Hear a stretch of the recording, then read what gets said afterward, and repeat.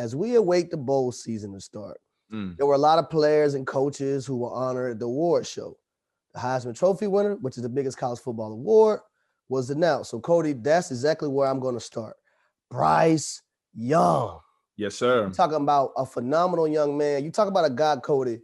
I had a chance to be up there in New York and interview Bryce. He might be the most well-rounded college human being I've ever been around in my life, Wow. ever. Wow. Like from his interviews, from the way he carries himself, um, the way he deflects the attention to his teammates and let everyone know that he would not be in that position if it wasn't for those guys. Mm. And it's funny because, man, I asked him about the Auburn game, right? And I asked him about Will Anderson Jr. And because I kept seeing Will Anderson Jr. go up to him and talk to him about different stuff, right? Mm-hmm. He was like, man, we wouldn't be there for if it wasn't for Will Anderson Jr. He's a guy who leads, who believes in me and gives me confidence and that whole nine. Because if it's anybody who I thought got snubbed for being a Heisman candidate, it Man. was Will Anderson Jr. So I thought he should have been there.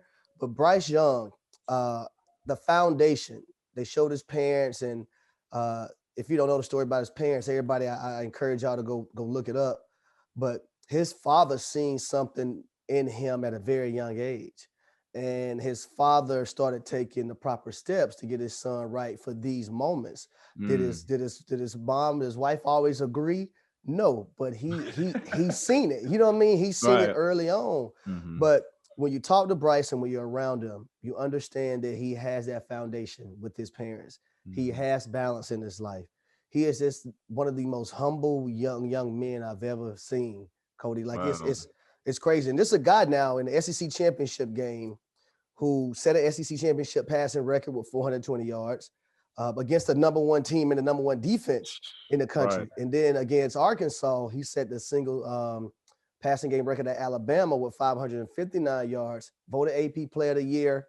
The first Alabama quarterback to win the Heisman Trophy. That's crazy. big That's because crazy. you got Kenny Stabler, you got Joe Namath, you had Tua, Mac Jones, Jalen Hurts, all those guys who played at Alabama at a very high level. None of them won a Heisman Trophy. But for Bryce, man, I don't know. It's just he's mature. He's ahead of his years, and it's crazy that he's just a sophomore because he has a chance to do it all over again next year. Right. And I think it goes back to some of the things you were saying a couple weeks ago when you talked about his composure. And I think you mentioned something in the sense of he looks like he's been here before. So to hear his background, to see his parents, and just to see how he embraces his teammates and includes them. How you do one thing is how you do everything. And he just looks like the complete human being as a whole. You know what I'm saying? Like, Yep. he's a hell of a football player. He looks like he's a hell of a friend, a hell of a son. You know, I don't know if he has a girlfriend or a fiance or whatever, but I'm sure he's great in that relationship too. And damn, Nick Saban and them got it right with that one. Like, I thought he was the best player in the country, hands down, especially the last month of the season. I Yeah. feel like he really showed that, especially with the Auburn and Georgia game specifically, because those were two totally different types of games. Yep. One game, they couldn't do anything right until the last drive, and the very next week against the top defense in the country with one of the best defensive players in the year, Jordan Davis, who we'll talk about last year, who was wrecking shit all year, and his awards showed that, but they couldn't do nothing wrong against Georgia. It's like they were going routes on air. So it's just great to see him shine. And man, it'll be interesting to see what happens next year, because Alabama shows us over and over and over Yes. that it doesn't matter who leaves and goes on to the next level. They have another guy or guys there waiting behind them that's ready to do the same thing or more. So I wouldn't be surprised if he wins it again next year, and I'm pretty sure he's everybody's front runner going forward for next year. I think the most impressive thing for me is that he didn't do it. Yes, Alabama has star players and they have they're one of the top recruiting teams in the nation every year, but he just had one receiver he knew for sure coming in was John Mechie III. Jamison Williams had to grow into his role, right? Right.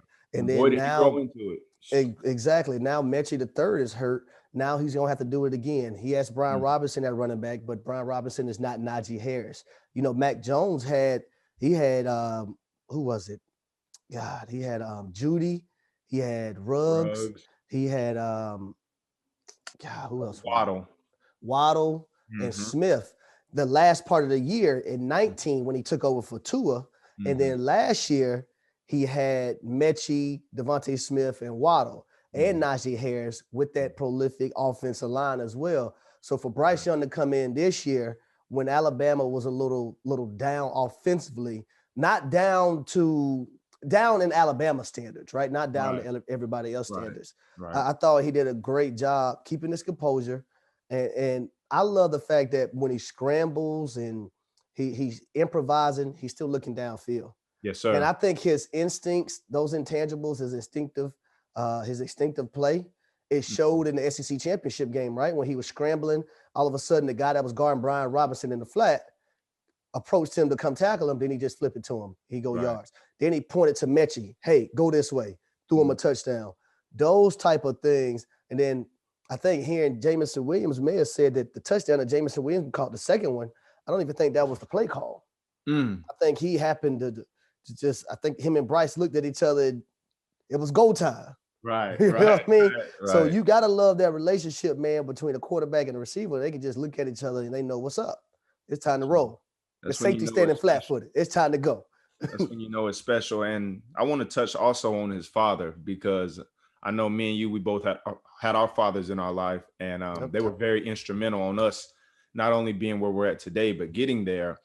And I know that was a huge thing and probably the most important factor in my life, because I had a lot of homeboys that I grew up with that was just as talented as me, but they didn't have that father figure at home. So that foundation that my pops laid, and that routine and that regimen and that consistency, that was huge for me. So shout out to Bryce Young's father and all the other fathers out there handling their business. And I love how his father got, you could tell his father was getting a little emotional about it. And Coty, man, you bring up a great point. My dad growing up, everybody in Gainesville, Florida tell me that my father was a hell of an athlete, but his father fought in Vietnam. So he didn't have his father, the guidance there for him. So he made sure me, my brother, and my sister always had that guidance. And he was like, I'm not going to let y'all make the same mistakes that I made.